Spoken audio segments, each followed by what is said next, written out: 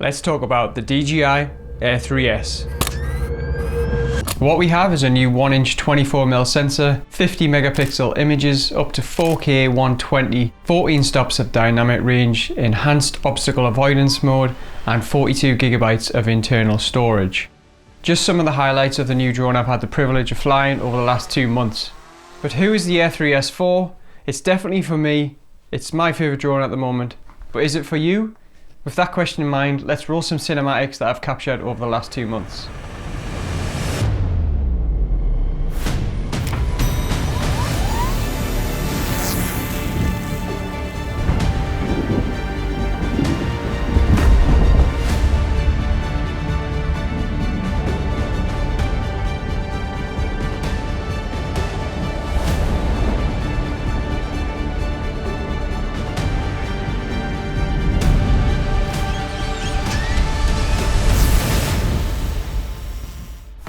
Okay, so what do you get in the Fly Mode box? Well, I'll gloss over this quite quickly because there's many videos out there showing exactly what's inside. So we have the new incredible AIR3S. You get 2 extra batteries, so 3 in total, a set of spare props, which are always handy, ND filters, which include ND8, 32 and 128, familiar DJI RC2 controller, and lastly, we have a charging hub, which all come in a nice sling bag, which I personally never use, but could be useful if you're just going out to fly. The DJI RC2 is my favorite controller. It's slightly different to the RC, which you get with the older Mini 3 Pro and Mavic 3 Pro. This one has no antennas, still has the built-in screen, but with the new controller you get brighter screen and external antennas, which from my experience flying the Mavic 3 Pro, this controller definitely has better transmission coverage over longer flights, and there are times where I was able to push the AIR3S behind obstacles such as mountains and didn't really get any signal errors. However, this could be also attributed to OcuSync 4 transmission, as I also get similar results with this controller on the Mini 4 Pro. When it comes to size compared to the other consumer drones, obviously the AIR3S sits in between the Mini series and the Mavic series, and as you can see here, it's slightly smaller than the Mavic 3 Pro, but a lot bigger than the Mini 4 Pro. The size of the drone obviously affects a lot of performance outcomes of your flights as well, whether this is speed, camera specs, wind resistance, or even the environment you intend to fly in. So for me, it's not often a case of black versus white when choosing which one to pick up, much like cameras. Having said that, the last 2 months, I've not even looked at the Mini or the Mavic 3 Pro, as the AIR3S is an insane drone for the travel filmmaker and photographer, but we'll get into more comparisons later on in the video. Okay, so what's new with the cameras on the AIR3S? Well, we have the same dual lens setup, however the 24mm lens has a new 1-inch sensor with a maximum aperture of f1.8, and I have to say the image that comes out of this is mind-blowingly good. It's lived up to my expectations, and it definitely gives the Hasselblad on the Mavic 3 Pro a run for its money. Up top we have the trusty 70mm lens, which has had some slight improvements over the older iterations. Across the lenses we also now get both 12 megapixel photos and upscaled 50 megapixel photo on the 24mm, and the same 12 megapixel on the 70mm, but only 40 megapixel upscaled. If you take anything from this video, it's just how insane the quality of this new sensor is. So ND filters, I'm mostly used to controlling my exposure on the Mavic 3 Pro with the aperture.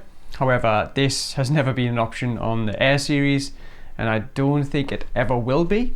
So in order to maintain the correct exposure and 180-degree shutter rule, you'll need to carefully select your ND for the conditions at hand. As mentioned, the Fly Mode comes with ND8, ND32 and 128, and I mostly found myself using ND8 at sunrise and sunset, and this was sufficient enough to balance my exposure. But definitely times in the middle of the day, like on the Isle of Skye for example, where I had to use an ND128.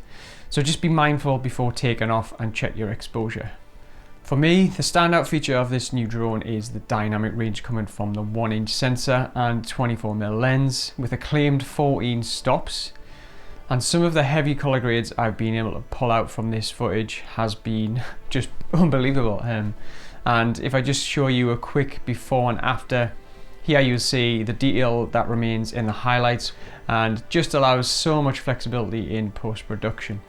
This flexibility is made super easy with the DLOG-M color profile. Now, some might complain that it's not true D-Log, but to be honest, sometimes that is a pain, and on this drone it's so easy to match the colors, exposure and the grade across both the 24mm and 70mm lenses.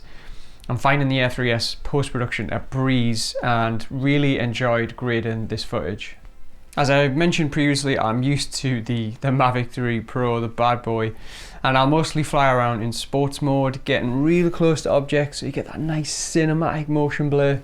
So it was surprising to learn that the AIR3S was actually on par with the Mavic 3 Pro, having a top speed of 21 meters a second, which is 47 miles an hour. But there's also a mode called Tailwind, where the AIR3S can lower its altitude and reach speeds of 30 meters a second, which is over 60 miles an hour. Insane. This isn't just a great asset for cinematic shots, but also really useful in extremely windy conditions, which I encountered quite a few times on my trip around the Isle of Skye and in Norway. Now, I'll never just fly straight into the wind, gun blazing, without knowing where it's coming from, so I'll use forecast like windy to plan my flights, but knowing that the AIR3S has this insane speed up its sleeve means I'm more comfortable flying in these extreme winds, knowing that the drone can easily return home. This example here in Norway, the gusts were around 35 I think, but it was a tailwind coming home, so I knew I was safe. I just had to get out there to turn around and shoot. And as you can see from the footage, it's incredibly stable, able to maintain altitude, even do some panning shots without any gimbal errors, and the footage just looks really smooth. Another worry of mine for the AIR3S was battery life. Again, used to the monster sized batteries in the Mavic 3 Pro. I'll easily get sort of 30 minutes of flight time before landing safely, which for me is coming home at 30% battery. So with the AIR3S smaller batteries, I knew they claimed 40, 41, 45 minutes, whatever it is, would be more like 25 for a safe flight. After doing a few time flights, I was exactly right. As you can see on the screen, I'm getting around 23 to 25 minutes, down to 20% by the time I've landed. Now, I've seen a few people getting close to the claimed time with around 40 minutes, but that's rinsing the battery down to 0%, which is not great for the battery. It's not great if the wind isn't on your side, if you get disconnected or you're too far away. So for me, it's not a true reflection of a real world flight. So you're probably still really looking at a similar flight performance as the AIR3, maybe slightly worse because of the new camera, the LIDAR and some better intelligent flight features. So my solutions to this reduced battery life over what I'm used to with the Mavic 3 Pro was simply to get the Fly More kit, so you have more batteries for flying at multiple locations. Now, I did end up buying an AIR3 battery, and yes, they fit, they are exactly the same, just to give me that extra flight if I needed it. And with the batteries being sort of slightly smaller than the Mavic 3 Pro, I never really felt like it was an extra weight in my bag, so I'm happy carrying 4 of these around on any hike. As well as the new camera upgrades, the AIR3S has been equipped with a new kind of sensor, a LIDAR sensor, which is found on the front of the drone just above the gimbal, marked by this black bar. Now, this technology isn't really new to DJI, and you'll find this similar sensor on their Focus Pro modules, but potentially a first on a consumer drone. And on the AIR3S, this LIDAR unit helps the drone detect and avoid obstacles at a much faster rate, also giving the drone a boost in low light obstacle avoidance and advanced return home when there is low light situations happening. AI tracking, active 360 track with the new LIDAR and obstacle avoidance. The AIR3S now includes a more advanced positioning system, and we had fun trying to create some active track videos for DJI showcasing this. It was amazing to see the drone just fly in full pace past trees, and it was pretty much a maze of trees. And as you can see on the screen, it just did it perfectly. While it was fun watching this happen, it was also nerve-wracking because I almost expected the drone to plow into a tree at any given moment, but no, every flight flight after flight, the drone just picked a path through the trees and no problem. It was insane to see it do its thing. I also got some tracking vehicle shots where I just set the drone to follow myself in the car, and to its credit, it came up with some fairly okay cinematic drone movements, but of course it's not how I'd personally fly, and yeah, they look good but not how I would do it. So if you're in a pinch and just want some locked off tracking shots, then it's pretty easy and straightforward to do it in this automatic mode, and it works across both the 24 and the 70mm lens. So probably the chapter everyone will be most interested in: how does the AIR3S compare with the Mini 4 Pro and the Mavic 3 Pro?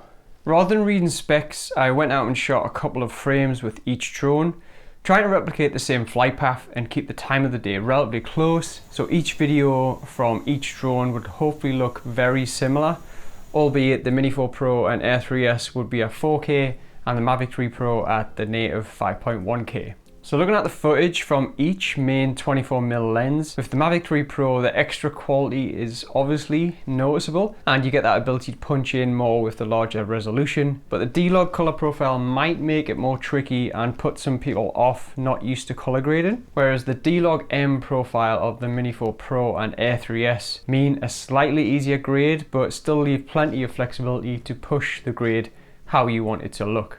I'm actually finding the Mini 4 Pro and AIR3S sharper output over the Mavic 3 Pro, but that could be due to the flatter color profile in the Mavic 3 Pro and potentially some over sharpening in the two other drones. There's still a lot of incredible detail in the two smaller drones, and stacking them up against their larger brother, they hold their own, and you'd probably not notice the difference on, say, social media. The AIR3S to me looks the best out of the two smaller drones, and like I said before, definitely gives the Mavic 3 Pro a run for its money in terms of quality over its price, and I wouldn't hesitate to use the AIR3S in a commercial sense over the Mavic 3 Pro. Testing the two 70mm lenses on the AIR3S and Mavic 3 Pro, the AIR3S looks slightly cleaner to me, which it should do given that it's an improved lens over the Mavic 3 Pro, but there's not a whole load of difference to complain about when you look at the two side by side. In terms of photos, the Mavic 3 Pro is undoubtedly still the clear winner. The larger Hasselblad 20MP sensor just renders the details way better, given that it has a larger sensor to gather more light than the two smaller drones. Through tests, I also found the 50MP upscaling to be a bit hit and miss, particularly in low light situations, with some of the shadows looking very blocky and it added magenta and greens around the shadows. Now this could be either because a lower light situation, or I have the pre-production model, so something weird's going on, or the upscaling is just adding almost a chromatic aberration to the shadows for some reason. But for now, I'll stick to the 12MP mode for lower light situations and keep it in 50MP mode for when the light is good. Does it shoot vertical? No, it doesn't. It does do vertical 2.7 on video crop, which for me is fine for social deliverables, as I'll only ever deliver 1080p in any case. If I really need 4K delivery, then I'll use the Mini 4 Pro. For me, this is not an issue, but everybody is obsessed with, does it shoot vertical on every DJI release? It's not necessary, there are other solutions, and horizontal looks way better in any case. So I asked for some input over on my Instagram and questions from you guys, and if you're still on the fence or have not addressed something in the video already, I will answer them right now. Any differences in vertical shooting with AIR3 and AIR3S? Not really, other than you are now cropping on the 1" sensor instead of the smaller sensor, so there will be a slight bump in quality. Don't love the increased size and weight over the AIR2S for hiking and travel. Is it still worth it? Yes, very much so. I prefer having the dual lens setup over a single lens setup. So for me, it's important to have the dual lenses, and that slight increase in size and weight is a sacrifice I'm willing to make. Hi Daryl, would love to see some raw samples within your review, asks Remote Horizons Photography. I will leave some down below in a link, so there'll be some 12MP RAWs and 50MP RAWs, and you can have a look and see which one you like the best.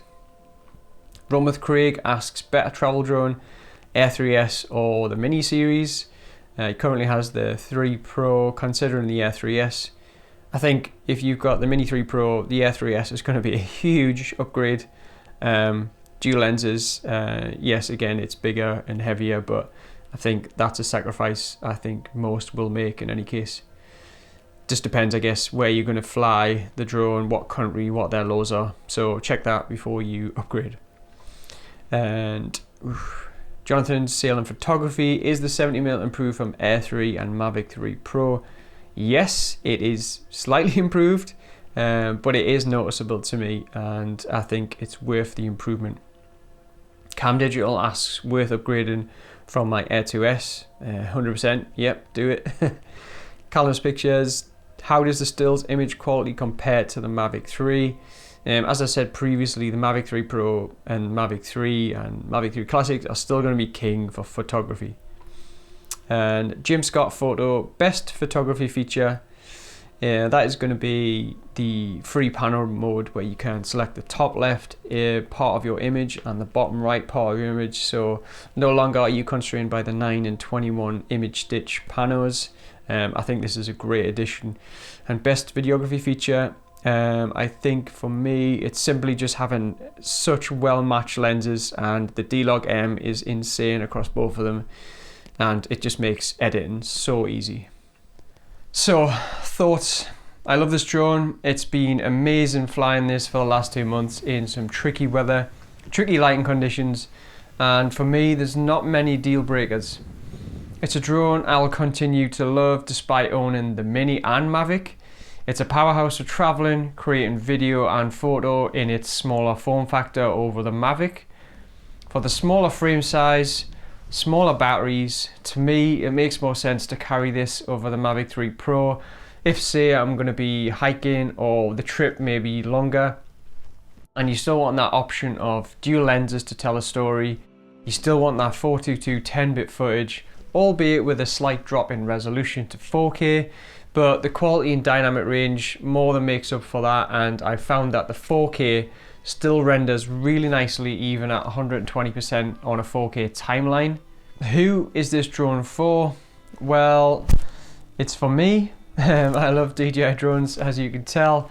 Is it for you? I don't know. If you own a Mini 4 Pro and want to upgrade for the extra 70mm lens, the extra quality on the sensor, and the additional battery life, then this could be for you. If you own an AIR3, then maybe this isn't a huge jump in performance to warrant an upgrade. In comparison, I'd probably say it's more a refined drone rather than an upgrade over the previous model. But say you own the Mavic 2 Pro or the AIR3S, then this is definitely going to be a worthy upgrade from the older generation of the Mavic or Air platform. You're going to see huge jumps in performance upgrades, not to mention the additional 70mm lens. If you're not after a 70mm lens, then for me, get the Mavic 3 Classic. You'll get variable aperture, a larger sensor, all for a similar price point. Would I swap the Mavic 3 Pro for the AIR3S? With the Mavic 3 Pro, you're going to get 5.1K true D-Log, aperture control, 3 lenses, longer battery life, 20 megapixel photos, sounds like a lot. But then you have a larger aircraft, larger batteries, which ultimately takes up more room when traveling.